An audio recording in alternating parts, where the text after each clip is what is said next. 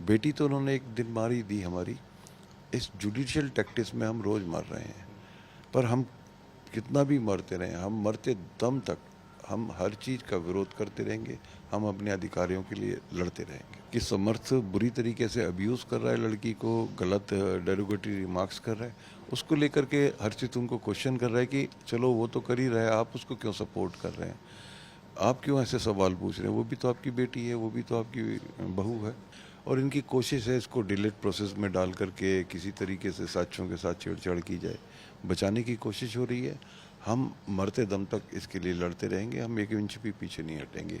Parallelly वो chat में ये भी रिवील आ गया कि मैंने जो इनके बेटे के लिए बोला था ड्रग्स का, मैंने बोला था कि ड्रग्स मेरी बेटी नहीं, आपका बेटा ड्रग एडिक्ट है, तो उसको ये मान रही है हाँ 2 साल मेरा बेटा डिटेन हुआ है कॉलेज में इसी को लेकर के, वो बात अलग है, ऐसे करके बोल रही हैं वो। मौत के दौरान आप इन सब से बात कर सकते हैं, पर आप 30 सेकंड पुलिस चौकी में फ़ोन नहीं कर सकते, एम्बुलेंस नहीं बुला सकते।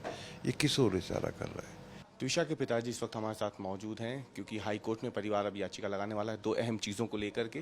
ट्विशा की सास गिरिबाला सिंह, उनकी जो अग्रिम बेल याचिका यहाँ से मंजूर हुई थी उसे रद्द करने की मांग होगी और साथ ही में द्वितीय पोस्टमार्टम की मांग भी अब हाई कोर्ट के जरिए की जाएगी। हमारे साथ नवनीति शर्मा मौजूद हैं, इस वक्त ट्विशा के पिताजी हैं।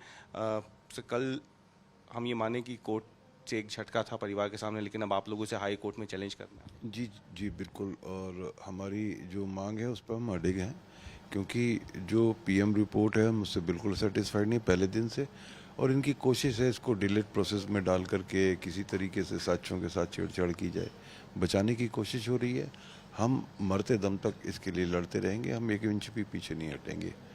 इसमें नई बातें भी सामने अब आ रही हैं। कुछ फ़ोन नंबर्स आपकी तरफ से जारी किए गए हैं जिसमें ये दावा है कि उन्होंने उस वक्त कई लोगों को कॉल्स किए 12 और 13 मई को। ये हमारी तरफ से जारी नहीं है, ये उन्हीं के वकील द्वारा अपनी बहस में कोर्ट में डॉक्यूमेंट सबमिट किए गया था, ये दिखाने के लिए कि हमने उनको कॉल नहीं किया था।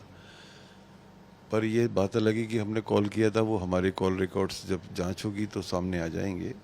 पर उसके साथ साथ पैरेलली उस रिकॉर्ड्स में वो नंबर्स भी हैं जिन पर उनकी बातचीत हुई है। वो नंबर्स बताया जा रहा है कि बहुत ही इन्फ्लुएंसिव लोगों के हैं, जैसा मैं पहले दिन से कहते आ रहा था।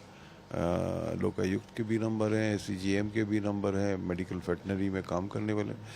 तो मौत के दौरान आप इन सब से बात कर सकते हैं, पर आप 30 सेकंड पुलिस चौकी में फ़ोन नहीं कर सकते, एम्बुलेंस नहीं बुला सकते। ये किस ओर इशारा कर रहा है? ये केस पूरा फैब्रिकेटेड है, पूरी तरीके से फैब्रिकेटेड केस है। हमको तरह तरह की टैक्टिस अपना करके, जुडिशियल टैक्टिस अपना करके फंसाया जा रहा है। बेटी तो उन्होंने एक दिन मारी दी हमारी। इस जुडिशियल टैक्टिस में हम रोज़ मर रहे हैं, पर हम कितना भी मरते रहें, हम मरते दम तक हम हर चीज़ का विरोध करते रहेंगे। हम अपने अधिकारियों के लिए लड़ते रहेंगे। कोर्ट ने कल ये भी कहा है कि अदर मेडिकल इंस्टीट्यूशन से भी पुलिस बात करे जहाँ पे फैसिलिटी हो बॉडी को प्रिजर्व करने की, -80 डिग्री टेम्परेचर की, तो उसकी जानकारी भी जुटाए। मतलब कहीं ना कहीं कोर्ट भी ये मान के चल रहा है कि सेकंड पोस्टमार्टम का ऑप्शन जो है वो खुला तो हुआ है परिवार के सामने। जी बिल्कुल खुला हुआ है, और बड़ा हास्यास्पद है। यूएस जैसी जगह में -80 नहीं है। -80 किसको बोलते हैं? कितना बड़ा सेटअप है। ये बॉडी जब पोस्टमार्टम हो जाता है, इनको किसी से टेक्निकल एडवाइस ले लेनी चाहिए थी कि फॉरेंसिक वाले से। बॉडी जब पोस्टमार्टम हो जाता है उसके अंदर से फ्लूइड निकल जाता है जब, तो उसमें बॉडी इतनी ज़्यादा डिकम्पोज नहीं होती है, -80 नहीं रिक्वायर्ड रहता है।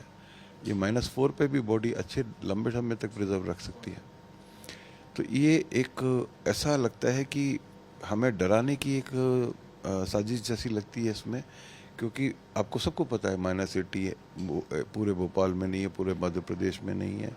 और मेरे को लगता है कि एक आध अगर कोई जगह हो, मुझे पता है होगी, अन्यथा -80 जैसी सुविधा कहीं नहीं अवेलेबल है। तो एक तरीके से ये डराने की कोशिश है, -80 नहीं होगा, आपकी बॉडी डिकम्पोज हो जाएगी, फलाना हो जाएगा। जबकि एक्सपर्ट्स की राय बिल्कुल अलग है। फॉरेंसिक एक्सपर्ट्स ये कहते हैं कि ये वो केस नहीं है कि जिसमें -80 की रिक्वायरमेंट है।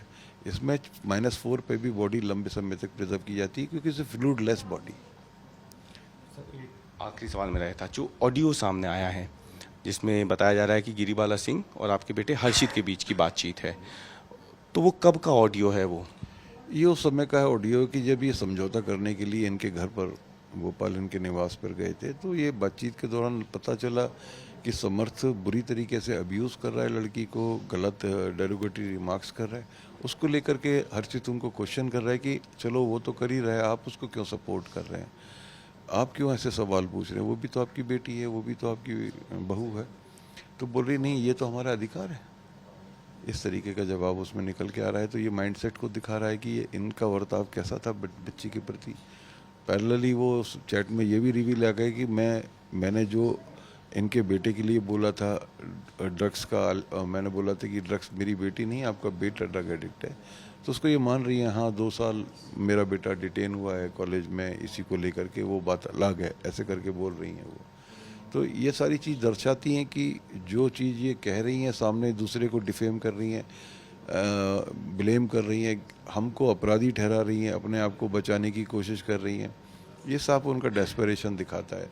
इनके प्रमाण हैं, इनका एक इतिहास है, इनके पीछे इनके घर में एक डाइवोर्सी भी है, इनके घर में तरह तरह की चीज़ें निकल के आएंगी। इसकी पूर्ण जांच होनी चाहिए। कब का वीडियो है ये, वैसे कोई आपको मालूम मौत से कितने दिन पहले का है? का होगा ये वीडियो, अप्रैल महीने का है वीडियो, जब ये भोपाल का है ऑडियो जो है। देख सकते हैं उसमें इस वक्त हमारे साथ नवनिधि शर्मा जी मौजूद हैं, त्विषा के पिताजी हैं, जिन्होंने कई गंभीर आरोप लगाए हैं। साफ कर दिया है कि ये लड़ाई अभी भी जारी रहेगी जब तक कि उनकी बेटी के सेकंड पोस्टमार्टम रिपोर्ट के लिए याचिका कोर्ट से मंजूर नहीं हो जाती। भोपाल की अदालत ने भले ही उसे रद्द कर दिया हो, लेकिन अब हाई कोर्ट जा रहे हैं। और इसके साथ ही जो ऑडियो सामने आया है जिसमें इनके बेटे हर्षित यानी त्विषा के भाई और सास गिरिबाला सिंह के बीच की जो बातचीत है और जिस लहजे में वो बातचीत हो रही है, उस पर भी खुलासा किया है त्विषा के पिता नवनिधि शर्मा ने।